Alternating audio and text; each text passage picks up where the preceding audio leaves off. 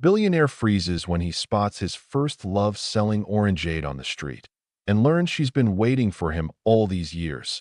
Imagine years after leaving his past behind. A billionaire's world stops when he spots the woman who once held his heart, still waiting where he left her, selling Orangeade under the sun. Before we go into details, click subscribe, like and comment where you're watching from.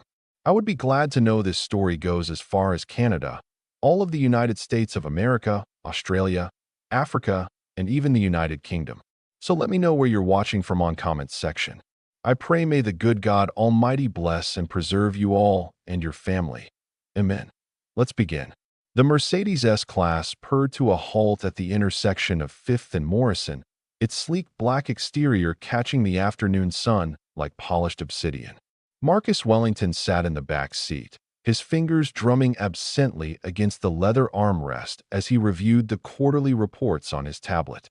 Numbers swam before his eyes: profits, losses, projections, all the cold, clinical language of success that had defined the last 15 years of his life. "Sir, there's traffic ahead," his driver, James, announced from the front.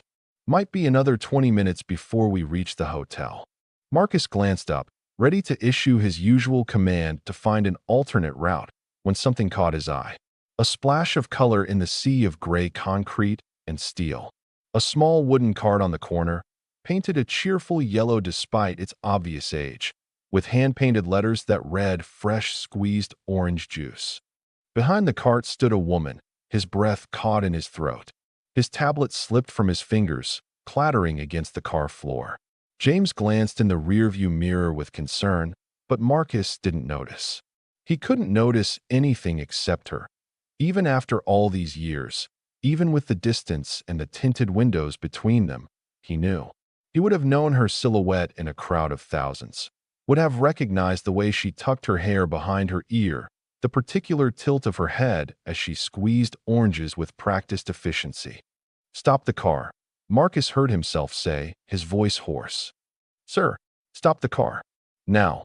James pulled over to the curb, confusion evident in his expression. Marcus Wellington didn't make unscheduled stops. Marcus Wellington's time was worth thousands of dollars per minute. Marcus Wellington certainly didn't halt important business meetings to stare at street vendors. But Marcus Wellington had just seen a ghost. Her name was Amara Johnson, and she had been his entire world once, in what felt like another lifetime. Back when he'd been just Marcus, not Marcus Wellington, CEO of Wellington Global Industries. Back when his biggest worry had been making rent on their tiny studio apartment in the Bronx, not managing a corporate empire worth billions. She looked different now. Older, naturally, with fine lines around her eyes that hadn't been there before. Her hair, which she'd once worn in long, flowing braids, was now pulled back in a simple ponytail. She wore a faded blue apron over jeans and a white t-shirt. But her face, God, her face was still beautiful. Still the face he'd dreamed about for 15 years, even after he'd married someone else. Even after he'd convinced himself he'd moved on. Marcus found himself opening the car door before he'd consciously decided to do so. "Sir, your meeting," James began. "Cancel it," Marcus said, stepping onto the sidewalk. "Cancel all of them." The city noise crashed over him. The honking of horns, the chatter of pedestrians, the distant wail of sirens.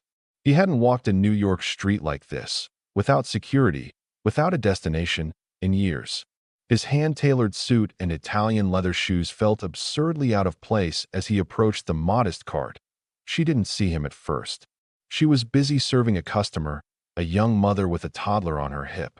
Amara's smile was warm and genuine as she handed over the cup of fresh juice, her fingers briefly touching the woman's hand as she gave back change. "You have a blessed day now," she said, her voice carrying that melodic quality he remembered so well, tinged with the faint southern accent she'd tried so hard to lose when they'd first met. The mother walked away, and Amara turned to prepare another batch of oranges. Marcus stood 3 feet away, his heart hammering against his ribs like it was trying to escape his chest. "Excuse me," he managed to say. She looked up, and time stopped, her eyes, those deep brown eyes that had once looked at him like he hung the moon, widened in recognition. The orange she was holding slipped from her fingers, rolling across the cart's surface. Her lips parted, and he watched a dozen emotions flash across her face in the span of a heartbeat.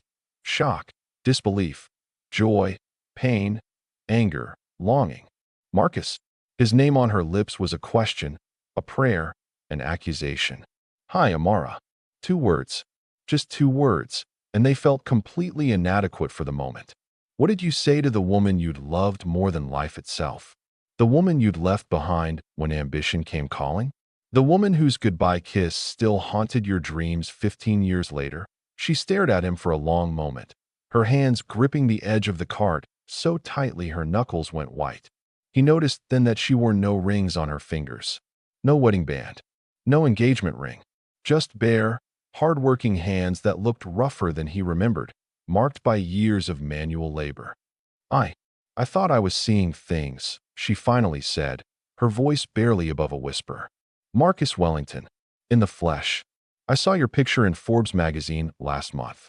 They called you the youngest self-made billionaire in New York. There was no pride in her voice when she said it. No congratulations. Just a flat statement of fact, tinged with something he couldn't quite identify. Sadness. Resignation. Can I buy a cup of juice? He asked, gesturing to her cart. The bitter smile crossed her face. You can buy my whole cart if you want to. Isn't that what people like you do? Buy things. The barb hit its mark, but he absorbed it without flinching. He deserved that and more. I just want a cup of juice. And maybe 5 minutes to talk. She laughed, but there was no humor in it. 5 minutes. Sure. That's about all you gave me last time, wasn't it? 5 minutes to pack up 15 years of being together and walk out the door. Amara, that'll be $3, she interrupted, already filling a cup with juice. Her hands shook slightly as she worked, and that small sign of vulnerability gave him hope. She wasn't as unaffected as she pretended to be. That he pulled out his wallet, but she shook her head. Cash only. I don't have one of those fancy card readers. Of course she didn't. He had to flag down his driver, feeling foolish. James brought him cash from the emergency fund they kept in the car. Marcus handed Amara a $100 bill. She stared at it. I can't change this. Keep it. No. The word was firm, definite. I don't want your charity, Marcus. I never did. He understood then. This wasn't about the money. It had never been about the money. He pulled out exact change, 3 crumpled dollar bills, and placed them in her hand. His fingers brushed hers, and the contact sent electricity shooting up his arm. From the sharp intake of breath, she'd felt it too. She gave him the juice without meeting his eyes. There you go. Have a nice life. Amara, please. Just talk to me for a minute. I've been talking to you. She turned away, busying herself with arranging oranges that didn't need arranging.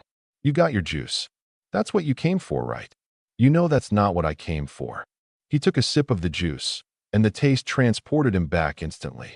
Sweet and tart, with just a hint of pulp. Exactly the way he liked it. Exactly the way she used to make it for him on Sunday mornings in their apartment, when they'd lay in bed and plan their future together. A future that had never happened. You remember how I like it.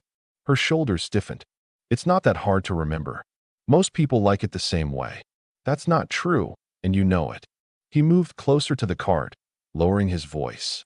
You used to say you could tell everything about a person by how they took their orange juice. Sweet-tooth people wanted extra sugar. Health nuts wanted pulp. Romantics wanted it fresh squeezed at dawn while watching the sunrise. And which one were you, Marcus? She turned to face him then, and he saw tears shining in her eyes, unshed but present. I used to think I knew, but I was wrong about a lot of things back then. I was all of them, he said quietly. With you, I was all of them. A car horn blared nearby, making them both jump. The spell broke. Amara wiped her eyes quickly, angrily, as if mad at herself for showing emotion. Look, she said, her voice steadier now. I appreciate the walk down memory lane, really. But I have work to do, and I'm sure you have places to be. Billion-dollar companies to run, board meetings to attend, all that important stuff. So let's just leave the past in the past, okay? I can't do that. Well, you're going to have to. She began covering the oranges with a cloth, preparing to close up shop despite the afternoon hour. Goodbye, Marcus. Wait. He reached across the cart, his hand hovering near hers, but not quite touching. At least tell me. Tell me how you've been. What you've been doing all these years. She laughed again, that same hollow sound. What does it look like I've been doing? I've been surviving. That's what us regular people do while the Marcus Wellingtons of the world are busy conquering capitalism. That's not fair. Fair. Her voice rose, and a few pedestrians glanced their way. She didn't seem to notice or care. You want to talk about fair? Is it fair that I waited for you? That I believed you when you said you'd come back for me? That I turned down proposals from good men because I was stupid enough to think we had something real, something lasting? The words hit him like physical blows. You waited for me? Something in his tone must have betrayed his shock because her expression softened slightly. Of course I waited. What did you think? That I'd just move on like nothing happened? That our life together meant nothing to me? But I told you not to wait, Marcus said, and even as the words left his mouth, he realized how hollow they sounded. I told you that night that you should move on, find someone who could give you the life you deserved. And I told you that you were the life I wanted. She was crying now, tears streaming down her face. But you didn't listen. You never listened. You just decided, all by yourself, what was best for both of us. Well, congratulations, Marcus. You got everything you wanted. The company, the money, the fame. I hope it was worth it. It wasn't. The confession burst out of him before he could stop it. It wasn't worth it. Not a single day of it was worth losing you. She froze, her hand halfway to her face to wipe away tears. Don't, she whispered. Don't say things like that. Why not? It's the truth. Because it's too late for truth. Her voice cracked. It's been 15 years, Marcus. 15 years. You don't get to just show up here, buy a cup of juice, and expect everything to be okay. You don't get to waltz back into my life in your expensive suit and your fancy car and say sweet things that maybe, could have mattered once upon a time. Then what do I get? He was pleading now, all pretense of billionaire composure gone. Tell me what I get, Amara. Because I've spent 15 years building an empire, and none of it means anything. None of it fills the hole you left. The hole I left. She stared at him incredulously. You left me, Marcus. You walked out that door and never looked back. I looked back every single day.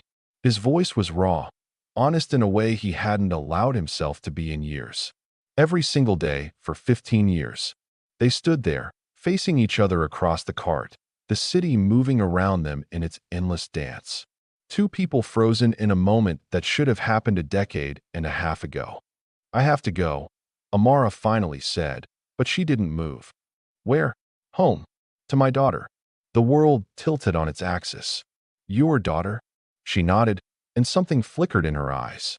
Something he couldn't read. She's 13. Turns 14 next month. Marcus did the math automatically. 13 years, almost 14. Conceived. His heart started racing again, but for a different reason now. Amara, don't.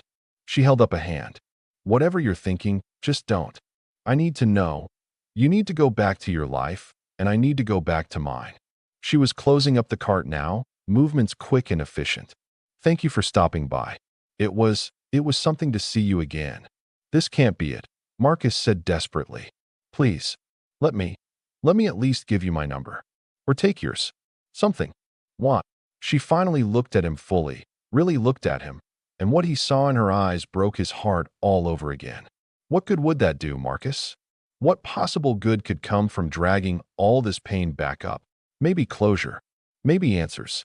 Maybe what? A second chance. She shook her head. Life doesn't work that way. We don't get do-overs. But what if we do? He was grasping at straws now, at possibilities. What if this, running into each other like this, what if it means something? It means you stop to buy juice from a street vendor, Amara said tiredly. That's all it means. She finished securing her cart and began pushing it down the sidewalk. Marcus watched her go, his feet seemingly rooted to the concrete. Then, just as she was about to turn the corner, something made him call out. Morris Street, corner of Morris and Anderson. She stopped but didn't turn around. That's where we lived, he continued, his voice carrying down the sidewalk. Third floor, apartment 3B. The window was stuck, and we had to prop it open with a textbook. Your sociology textbook, the one you were always complaining about. There was a crack in the ceiling above the bed that looked like Florida, and you used to say it was a sign we'd move there someday. Open a little juice stand on the beach. Slowly, she turned around. Even from this distance, he could see her expression. You decorated the whole place with fairy lights from the dollar store, he went on. Said they made it feel magical. And every Sunday morning, you'd wake up before me and squeeze fresh orange juice. You'd bring it to me in bed, and we'd plan our whole week together. You'd talk about your classes, and I'd talk about the business I was going to start someday. We were so poor we could barely afford food, but we were happy. God, Amara, we were so happy. She stood there for a long moment, her hand on her cart. Then, quietly, she said, the fairy lights were on sale. 50 cents a strand. I bought 6 of them. You told me they were regular price. You didn't want me to know you'd spent your textbook money on decorations. How did you? I found the receipt. Later. After. He trailed off. After you left, she finished. After I made the biggest mistake of my life, he corrected. They looked at each other across the distance. People flowed between them, oblivious to the moment happening in their midst. I work this corner every day, Amara finally said. Monday through Friday, 9 to 5. Sometimes Saturdays if the weather's nice. It wasn't an invitation, but it wasn't a complete rejection either. Can I come back? Marcus asked. Tomorrow, it's a free country. You can stand on any street corner you want. Amara, I have to go, Marcus. Really? My daughter will be wondering where I am. What's her name? The question escaped before he could stop it. Your daughter. What's her name? Amara hesitated, then said softly, Maya. Her name is Maya Rose. And with that, she turned the corner and disappeared from view, leaving Marcus standing alone on the sidewalk, holding a cup of orange juice and wondering if the middle name Rose was coincidence or if she'd remembered that it had been his mother's name. Marcus didn't go back to his hotel. Instead, he called his assistant, Patricia, and told her to reschedule everything for the next week. She sputtered protests. There were board meetings, investor calls, a charity gala he was supposed to headline, but he cut through them all with firm instructions. Handle it. Delegate. Whatever it takes. For the first time in 15 years, business was not his priority. He directed James to drive him to his penthouse apartment on Park Avenue, a space he rarely used since he spent most of his time either in his office or traveling between his various corporate holdings. The apartment was everything a billionaire's residence should be. Floor-to-ceiling windows overlooking Central Park, designer furniture, imported marble, a wine cellar stocked with bottles worth more than most people's annual salary. It was also completely devoid of warmth. A showcase, not a home. He'd never noticed before, or maybe he'd just chosen not to notice. Marcus poured himself 3 fingers of scotch, a 25-year-old Macallan that had cost him $10,000, and stood at the window, looking out over the city as the sun began to set. Somewhere out there, Amara was with her daughter, Maya, 13 years old. Almost 14, he pulled out his phone and did what he'd forbidden himself from doing for over a decade. He searched for her. Amara Johnson. The search results were surprisingly sparse. No Facebook profile, no Instagram, no LinkedIn. In an age where everyone had a digital footprint, she seemed to have none. Or maybe she deliberately stayed off the grid. The Amara he'd known had always been private, wary of social media even before it had become the omnipresent force it was today. She'd said once that she wanted to be known for who she was to the people in front of her, not for a curated online persona that he'd teased her about being old-fashioned. Now he wondered if she'd been wise. Marcus set down his phone and picked up the cup of orange juice instead. It was warm now, no longer refreshing, but he sipped it anyway, savoring the taste. She'd remembered. After all these years, after everything, she'd remembered how he liked his orange juice. That had to mean something, didn't it? His mind drifted back to that night. The night he'd left. The night that had set both their lives on different trajectories. He'd been 26 years old, working 3 jobs to support them both while Amara finished her degree in social work. She'd been so close to graduating, just 1 more semester. They'd been planning their future. She'd get her license, start working with at-risk youth, her passion, and he'd finally take the leap and start the tech company he'd been dreaming about. Then Jonathan Pierce had walked into his life. Marcus closed his eyes, remembering. Pierce had been an old money venture capitalist, someone who typically didn't give second glances to street kids from the Bronx with big ideas and no connections. But somehow, Marcus had caught his attention at a networking event. One Amara had practically forced him to attend, saying he needed to get his ideas in front of the right people. Pierce had seen something in Marcus's pitch for a logistics optimization platform, something that could revolutionize supply chain management. He'd offered Marcus a deal, $5 million in seed funding, mentorship, connections to all the right people. There was just one catch. Marcus had to move to Silicon Valley. Immediately. No delay. Pierce was funding 2 other startups, and he only had bandwidth to focus intensely on one. If Marcus wanted it to be his, he had to prove his commitment. He had to prove he was all in. Bring your girlfriend, Pierce had said casually, as if Amara was an accessory that could simply be packed up and moved. California's great. She'll love it. But it wasn't that simple. Amara had been 6 weeks from finishing her degree. She'd had a job lined up at a youth center in Brooklyn, a position she'd been working toward for 4 years. Her mother was in New York, getting older, needing help.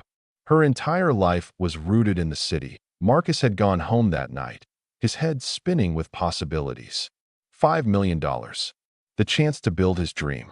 The opportunity of a lifetime that he'd found Amara in their tiny kitchen, studying at the rickety table they'd found on the curb and refinished together. She'd looked up at him with that smile, the one that made everything else fade away. In the end, he'd made his choice. He'd told himself it was for both of them, that he'd get established and send for her, that 6 months or a year apart was nothing compared to the lifetime they'd have together once his company took off. But 6 months had turned into a year. A year had turned into 2. His company had grown faster than anyone predicted, consuming every moment of his time. The few times he'd called, the conversations had been stilted, painful. She'd stopped answering after a while, and he'd told himself it was better this way. Clean break. She could finish her degree, start her career, meet someone who could give her the stability he couldn't. Meanwhile, he'd bury himself in work, in success, in building an empire that would prove. What exactly? That he'd made the right choice? Marcus drained his scotch and poured another. He'd married Victoria 3 years ago. A beautiful woman from the right family, someone who understood the demands of his lifestyle because she'd grown up in it. Their marriage was amicable, affectionate even, but not passionate. Not the kind of love that made you feel like you could conquer the world or die trying. That they'd divorced 8 months later. Mutual decision, no drama. She'd wanted someone who could actually be present in a relationship, and he'd realized he was still in love with a memory. Now that memory was selling orange juice on a street corner, with a daughter who was 13 years old. Almost 14. Marcus pulled out his phone again and called his head of security, Davis. The man answered on the second ring, alert despite the late hour. Mr. Wellington, I need you to find someone for me. Amara Johnson, age around 40, last known address. He rattled off the apartment they'd shared, knowing it was a long shot she still lived there. She has a daughter, Maya Rose Johnson, age 13. I need everything. Where they live, the daughter's school, work history, financials, everything. There was a pause. Sir, that's pretty invasive. Is this for security purposes? It's personal. Another pause. Sir, with respect, gathering that kind of information on a private citizen without their knowledge could be. I know what it could be, Marcus interrupted. That's why I'm not asking you to do it. I'm asking you to recommend someone who can. I can't make that recommendation, sir. Marcus closed his eyes. Davis was right. What he was asking was borderline stalking. Maybe not even borderline. But he needed to know. He needed to understand what had happened to her in the years since he'd left. And more than that, though he barely wanted to admit it even to himself, he needed to know about Maya. A daughter. 13. Almost 14. He'd left 15 years ago. 15 years minus 9 months. Never mind, Davis. Forget I asked. Sir, if this is about your safety, it's not. I'm sorry I bothered you. He hung up and stared at his phone. There was another way. A less invasive way. A harder way, he could simply go back tomorrow and ask Amara himself if she'd talk to him. If she didn't call the police or tell him to leave. If she gave him even 5 minutes of her time. It was a lot of ifs. Marcus stood at the window until the city lights blurred together, thinking about orange juice and fairy lights, and the daughter Amara had never mentioned. Tomorrow, he decided. Tomorrow he'd get answers if she'd give them. Marcus barely slept. He was up at dawn, pacing his apartment like a caged animal, watching the clock with an intensity usually reserved for stock market openings and board meetings. 9 a.m. She'd said she worked Monday through Friday, 9 to 5 at 8:30. He was already in his car. James gave him a curious look. Marcus Wellington was never early for anything except corporate emergencies, but said nothing. They drove to 5th and Morrison in silence. The corner was empty. Of course it was. He was 30 minutes early.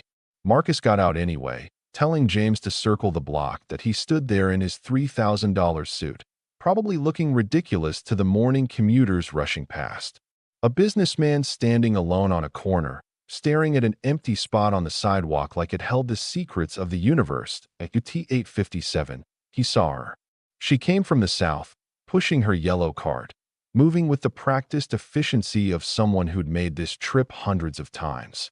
She wore different clothes today, a green apron instead of blue, but the same worn jeans and practical sneakers. She saw him immediately.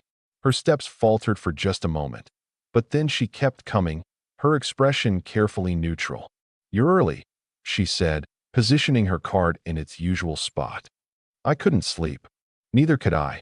She began unloading crates of oranges, not looking at him. "But that doesn't mean this is a good idea. Talking to me. Any of it." Marcus moved closer, careful not to crowd her. "Can I help you set up?" She laughed, but it was more surprised than bitter. "When's the last time you did manual labor, Mr. Wellington?" "It's been a while," he admitted. "But I remember how. You taught me, actually. That summer when you worked at your uncle's restaurant. And I'd help you close up. A daughter. 13. Almost 14. He'd left 15 years ago. 15 years minus 9 months. Never mind, Davis. Forget I asked. Sir, if this is about your safety, it's not. I'm sorry I bothered you." He hung up and stared at his phone. There was another way. A less invasive way. A harder way. He could simply go back tomorrow and ask Amara himself if she'd talk to him. If she didn't call the police or tell him to leave. If she gave him even 5 minutes of her time. It was a lot of ifs. Marcus stood at the window until the city lights blurred together, thinking about orange juice and fairy lights, and the daughter Amara had never mentioned. Tomorrow, he decided. Tomorrow he'd get answers if she'd give them. Marcus barely slept. He was up at dawn, pacing his apartment like a caged animal, watching the clock with an intensity usually reserved for stock market openings and board meetings. 9 a.m. She'd said she worked Monday through Friday, 9 to 5 at 8:30. He was already in his car. James gave him a curious look. Marcus Wellington was never early for anything except corporate emergencies, but said nothing. They drove to 5th and Morrison in silence. The corner was empty. Of course it was. He was 30 minutes early. Marcus got out anyway, telling James to circle the block. That he stood there in his $3,000 suit, probably looking ridiculous to the morning commuters rushing past. A businessman standing alone on a corner, staring at an empty spot on the sidewalk like it held the secrets of the universe. At UT 857, he saw her. She came from the south, pushing her yellow cart, moving with the practiced efficiency of someone who'd made this trip hundreds of times. She wore different clothes today, a green apron instead of blue, but the same worn jeans and practical sneakers. She saw him immediately. Her steps faltered for just a moment, but then she kept coming, her expression carefully neutral. "You're early," she said, positioning her cart in its usual spot. "I couldn't sleep." Neither could I. She began unloading crates of oranges, not looking at him. "But that doesn't mean this is a good idea. Talking to me. Any of it."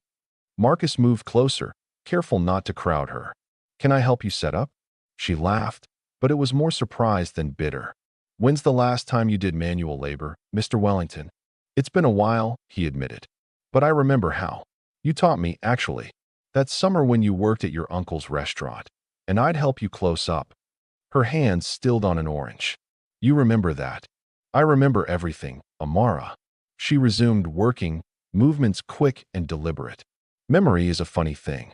We remember what we want to remember, forget what we want to forget. What have you forgotten? That you were ever worth waiting for. The words were harsh, but her voice cracked slightly on the last syllable. Marcus absorbed the hit, understanding he deserved it. Tell me about Maya, he said quietly. Amara's head snapped up. No, please. No, Marcus. That's off limits. Why? Because she's my daughter. Mine. She has nothing to do with you or whatever this is. She gestured between them. You don't get to waltz back into my life and start asking about my child. Our child, Marcus said. The words hung in the air like a detonation. Amara went very still, a half-squeezed orange in her hand. Juice dripped slowly onto the cart. What did you just say? I can do math, Amara. 13 years old, almost 14. 15 years since I left. The timeline is none of your business. Her voice was dangerously quiet. You have no right. I have every right if she's mine. She's not yours. The orange went flying, hitting the side of the cart with a wet splat. You lost that right the day you walked out. You lost it when you chose money over me, over us, over everything we could have been. People were starting to stare. Amara seemed to realize this and took a visible breath, regaining control. When she spoke again, her voice was measured, cold. Marcus, I'm going to say this once. Maya is my daughter. She has a good life. She's a good kid.